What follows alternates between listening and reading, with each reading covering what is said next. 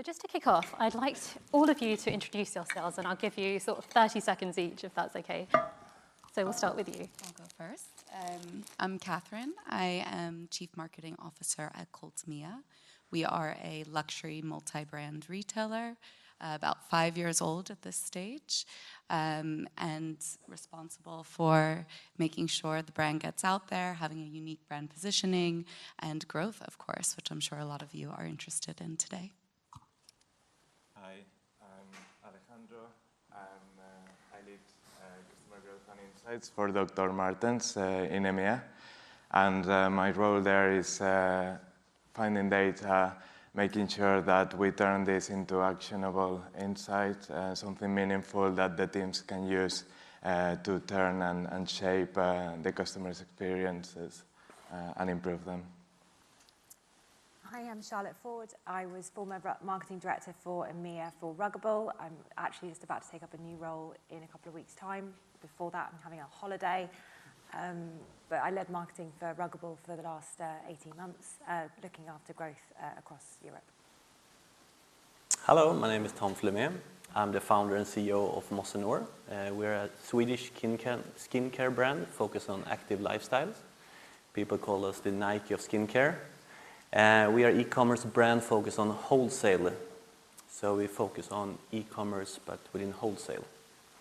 So it's going to be fun to meet you all today. Hi everyone, I'm Simone, the co-founder and CEO of a business called Need It For Tonight, also known as Nift. Nift is a 90-minute and same-day fashion delivery app. I always say the easiest way to describe us is like Deliveroo, but for quality fashion.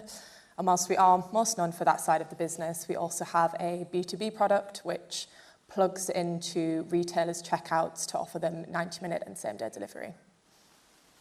Thanks, Simone. Hi, everybody. I'm George Sullivan. I'm the founder of the Sole Supplier. Started out in my parents' spare bedroom 10 years ago, and now we're the UK's biggest platform for sneakers and streetwear culture.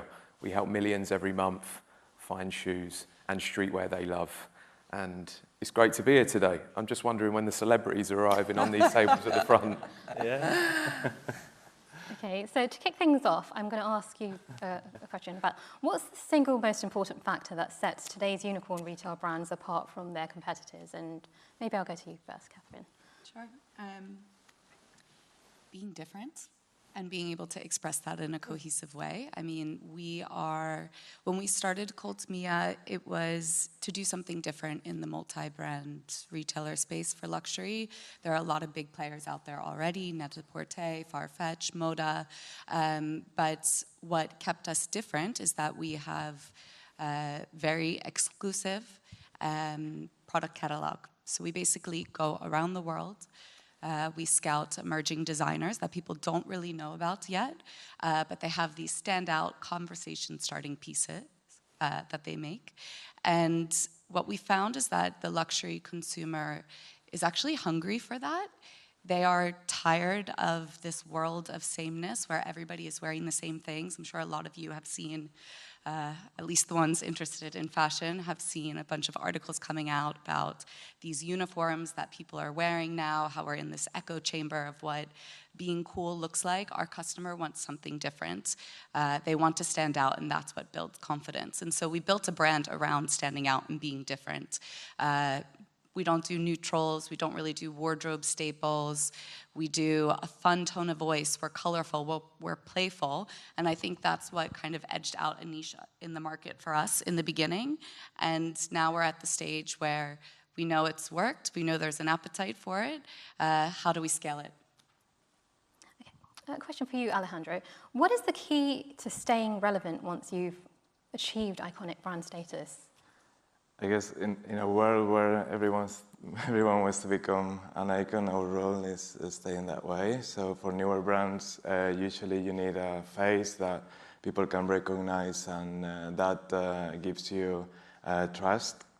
For us, now we're a legacy brand with more than 65 years of heritage, and that means that relevancy doesn't come from the top anymore.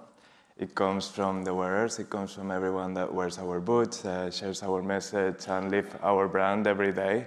And that's what really defines relevancy for us now. How do you identify when your brand is ready to scale rapidly, and what signals do you look for before making big growth moves? George, if you could answer that one. I actually really like the last question, I think, Oh, really? which is what Okay. you said about how to stay relevant. Go for that one then.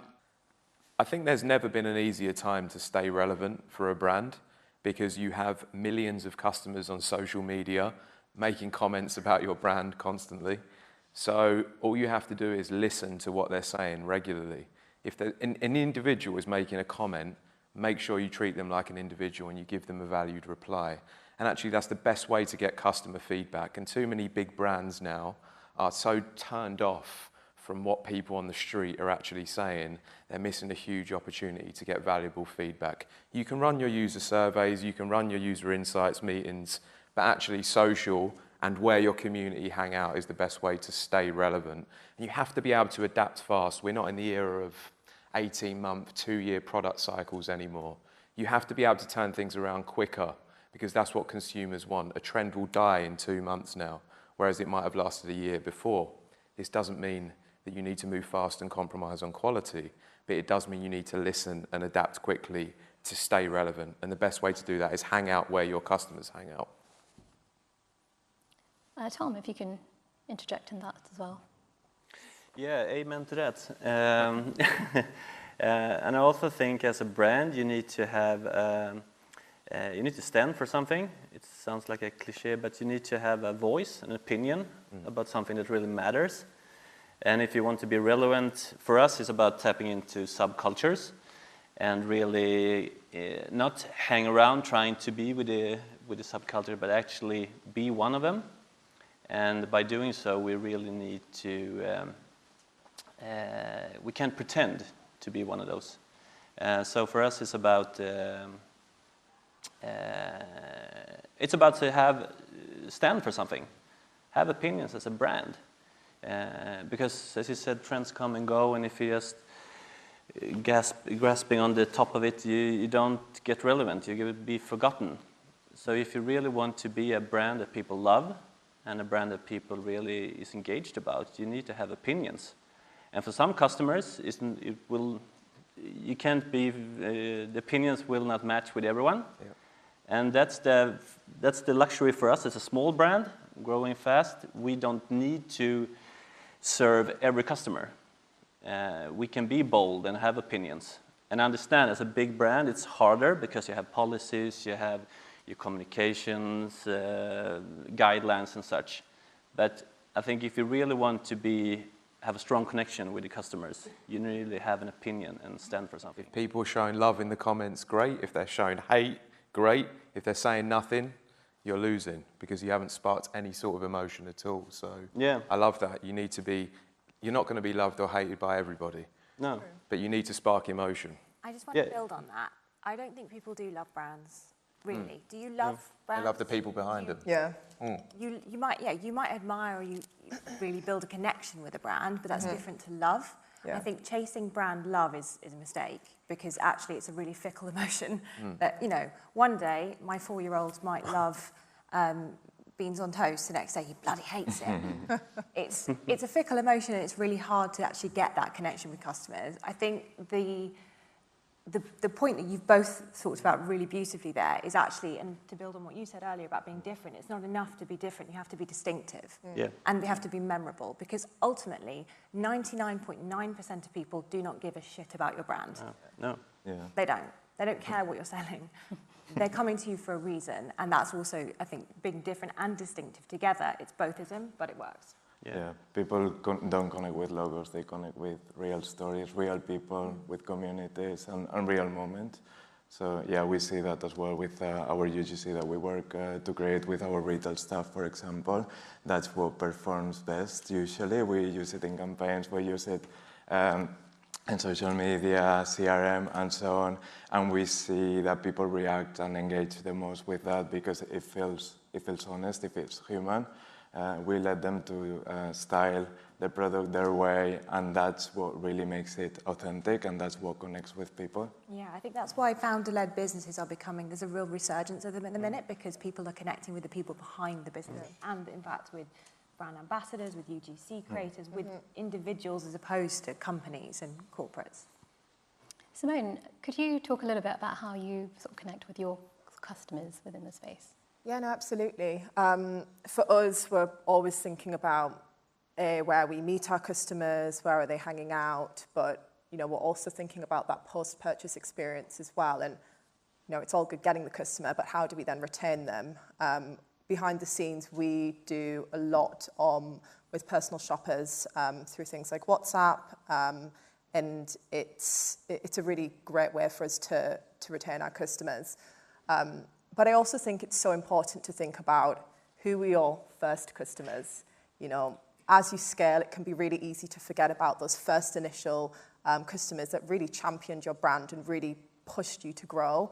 And so for us, we're always thinking, how can we really nurture those first customers that helped us grow, the ones that helped us grow organically, the ones that were talking to other people. And so for us, it's, how can we offer different perks and still make those customers feel really special as well? It's really, really important for us. So how do you identify when your brand is ready to scale rapidly, and what signals do you look for before making that big growth move? I'll go to you, Kathryn. I think for Cult Mia specifically, out of the gate, probably within the first year and a half, is when we just saw some instant love coming through, and it started very grassroots in terms of getting ourselves out there to people who are friends of the brand, friends of the founder. And then slowly we saw traction. We started experimenting more with on the paid side. We started doing very scrappy organic events where we weren't measuring success really, but it was just about pushing and getting ourselves out there. All of a sudden you just start to build a customer base. You're looking at the sales growth, you're looking at new customers coming in, and then for us, the way that we're designed, which might be different from some other brands out there, is our next challenge is around customer retention, having people come back beyond the first purchase. Largely they're coming in for gowns. Now we want them to come for more everyday pieces. So I think it's not like an obvious light bulb moment. It's just, very organic as you're going through the journey and you're looking for new opportunities that you can do to get the business out there, testing, putting some money behind it, and then measuring to see what's working. George, would you like to jump in there? I feel like you want to. It's a tricky question. I'm really hung up on that last conversation. I really like the points there. I'm sorry. I don't know if we all are, but I just think, because that is the core of what we're talking about now, which is Nike is the best human-driven culture brand in the world, in my opinion. And people say that influencer marketing is dead in 2025, but it's just changing names and forms. Nike are the oldest influencer marketing company in the world, and Michael Jordan is probably one of the biggest influencers in the world in terms of numbers and recognition. And the reason I say this is because I believe, to kind of match up with your point, people love that brand because of the people that are associated with that brand.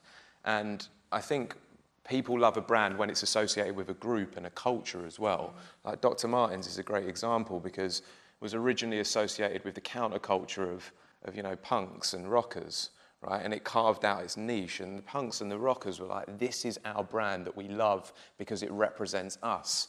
So I just think this point, to answer your question there, it's how do you scale? How do you know when the right time to scale is? To come back to Simone's point, it's when you've got that perfect understanding of that target audience and it's just resonating so hard. And you see that because of the noise across social. You see that because people are talking on the street, word of mouth. It's anecdotal and there's data behind it as well. And that's when you can probably go all in, right? As well as understanding your customer lifetime value, as well as understanding the key metrics that are going to help you grow. But I do believe there's this combination of instinct and data as well, which I think in today's modern world we are missing a little bit. We're all just like, AI, data, that's all we need to look at now. But actually, what about the passionate, talented people in your businesses that have their own data systems taken from millions of points of data that they can't even explain how they created the ideas in their head? We seem to forget this. So you have to use people and tech together before you make big decisions, I would say. Yeah, there's so much nuance, is there? Yes, yeah. So, Charlotte, could you interject in there? No. I was just thinking about that. It's the words ROI sometimes take me out in a cold sweat, because it's just like, and I think this is where brand marketers in particular have done themselves a disservice letting performance marketers call themselves performance marketers, because that implies brand doesn't perform, and it absolutely does. And for Ruggable, all of our growth was due to the strength of our brand. You know, we started out as a founder-led business. It's a washable rug brand, very useful if you have parents, or if you're a parent or you're a pet owner. But it was founded by a female entrepreneur in California, and that was her story, and it was her idea, and she obsessed about it for 10 years, and then she went ahead and did it. And it was so important, and that was really part of the brand's story from day one. It wasn't because of performance marketing that the brand grew, it was because of brand. And I think that's where it is, that feeling of like, is this gut feeling, or is it data-driven? And there is this tension where we can sometimes, in our obsession with ROI and chasing ROI immediately, lose sight of the longer tail picture. It's not about building a brand for tomorrow's revenue figures, it's about building a brand for 10 years' time. We all want to build something that lasts beyond us, I think. Can I chip into that point? We were traditionally an affiliate. An affiliate gets a bad name in the world of marketing, but actually we drive full funnel results. We've driven billions of impressions at the top of the funnel and sold out products at the bottom of the funnel. For Dr. Martens, just in the last year, for their Zebzag sandal, for example. This problem, like Charlotte just said, of being an affiliate, people think you only drive conversion. And they miss all of that value being driven at the top of the funnel. But the best brands right now are spotting these full funnel partners and creators, and they're working with them. They are an untapped goldmine for 25 and 26, full funnel partners, creators. There was a study that I think came out this week which showed how powerful creators are, the right creators, for a full funnel approach. It was really interesting data. I could pull it. If you want to add me on LinkedIn, feel free. I'll send you the study. But I think these names, for a newer marketer or an older marketer that's stooped in what he believes or she believes is true, can be really damaging. Yeah, there's definitely a knowledge gap. There's a kind of the 25-year-old digital marketers who've only ever grown up building brands on social are terrified of traditional media, terrified of out-of-home, terrified of radio, terrified of TV. And then you've got the traditional marketers, probably from an FMCG background, no shade, we've all been there, who have built brands with TV and print and radio and don't, scared of social, scared of creators. And those are kind of, I think the best marketers are the ones that recognise that brands live and exist in both the online and the offline worlds, and how they blend that is perfect. We saw that with Ruggable. We did our first ever TV campaign with ITV's Back in Business in September. We had our best ever Black Friday. We had 80% record growth. Those two things weren't.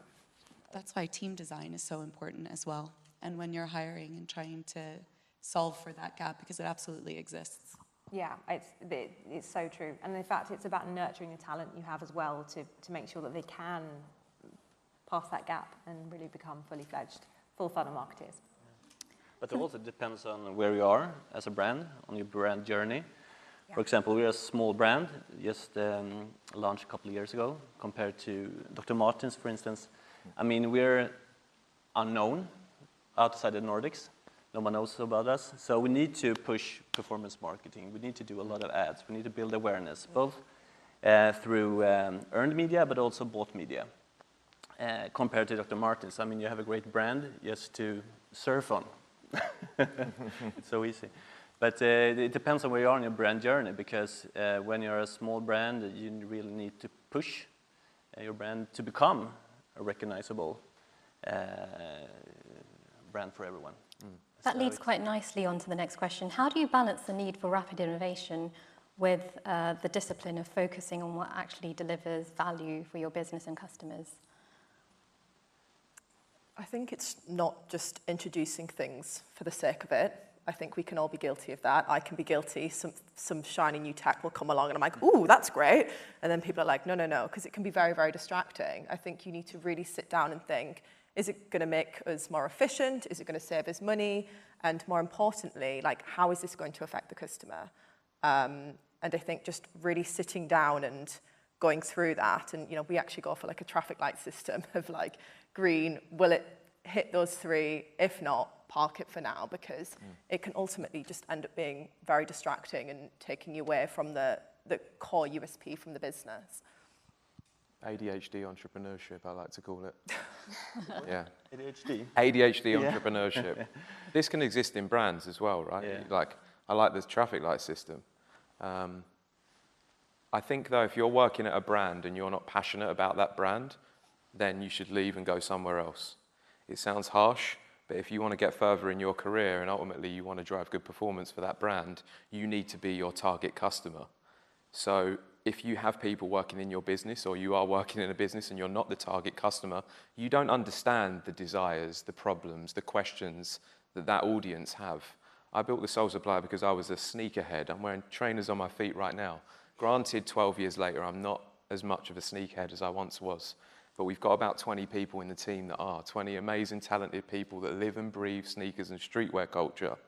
You have to know your audience inside out and understand them ruthlessly, and then it becomes easy. You don't need to have an ideation session because the team have already got the ideas before they've come in on Monday morning. They've thought of it over the weekend because they're living and breathing it. So when you are your target audience, you play the game on easy. And this is just underestimated now. People think they can go into a business with not much passion, look at all the data points and win. It just doesn't work like that. Passion is still key, and human culture is still celebrated and needs to be at the forefront of everything we're doing, and the rest needs to support that. I think we've got time for some questions from the audience. So does anyone want to ask a question to any of our panelists? Hi. It's kind of a repeat of the question that you just asked, so I want to dig into that a little bit deeper. I'm really struggling at the moment that every time we try to build our brand, sales drop, and then I have to go back to what does sell well. Is there any advice of how I manage those conversations a bit more? Because I just don't ever think we're going to build the brand unless we dive in. Come and talk to me. I'll give you some advice. It depends how you're building your brand and what you're doing, because building a brand is effectively just tactics. You've got to have a strategy behind that. And strategy is often, it's a cliche, but strategy is deciding what not to do. And I think going back to your point about target audience is absolutely, I completely agree with you. I also think within media planning, there's something called your overheard audience. So that's your secondary audience that might actually help unlock growth. So if you are building brand and it's not seeing results and your sales aren't also performing, then your tactics are probably wrong. You need to shift that. Because really, brand should help your performance marketing work even better. It should. It's a funnel. So if it's not working for you, then I would dig into exactly why. And you can come and talk to me. I will happily give you some free advice. To George's point, you need to understand your audience, but you also need to understand your brand and what your core values are and why are you here, what are you trying to achieve. And once you get that balance, then it's about, okay, how do I put this into action, into a plan that is full funnel, makes sense across every touch point so that the customers feel that emotional connectivity with every single instance that they experience your brand. Because it's about, I think it's about that balance really. Yeah. Sorry, what if you really look at the longer term, not just look at ROI, if you look at the longer term KPIs, that's also gonna unlock a lot for you. Because I guess we are all chasing that, I guess those metrics for performance marketing, we're going to get that ROI very fast so that we can justify what we're doing. But it's about thinking longer term, go past that, and making sure that what you're trying to achieve is not just the conversion, it's just the engagement metrics, is that looking at how people are connecting with your brand and if they are coming back after. It doesn't have to be just that conversion in the moment. And take some risks, because a lot of the times in brand building, it's very similar to what you say, and this is discussions we probably all had within our business in terms of the short-term results versus the longer-term strategy and vision. And you have to build the muscle of brand, and it takes much longer than the paid marketing, which is going to force you to focus on a very high-intent audience that will eventually dry up for you.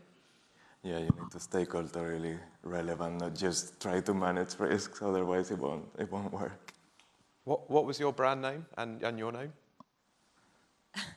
My name's Hayley and I work for First Choice, which is a holiday company. Okay, got Oh, I it. love your company. Yeah, Nice. I should have said we do have a brand, but we're trying to go into a completely different space. So we're going to target the under 35 market. So that's why we're really trying to increase branding. But our legacy customers keep coming and buying the product that we're not pushing with the brand. It's really tricky at the moment. Takes time. Yeah. That mission takes time. Yeah.